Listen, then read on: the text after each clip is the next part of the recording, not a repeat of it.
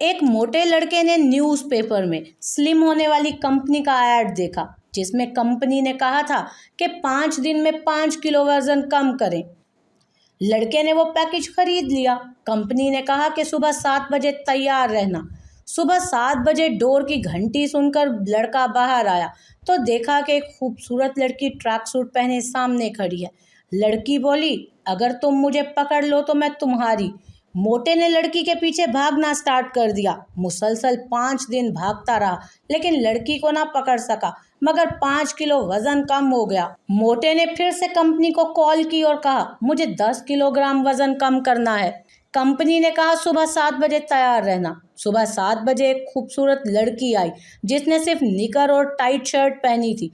लड़की बोली, अगर तुम मुझे पकड़ लो तो मैं तुम्हारी। मोटा तो लड़की पर मर मिटा था, पीछे भागने लगा, मगर पकड़ ना सका उसे।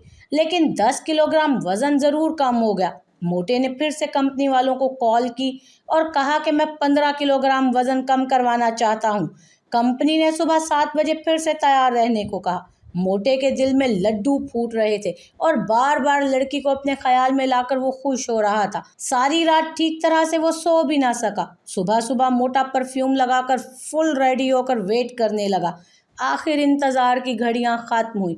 डोर बेल बजी। मोटा बेताबी से डोर की तरफ गया। दरवाज़ा खोला तो देखा सामने एक पठान खड़ा है।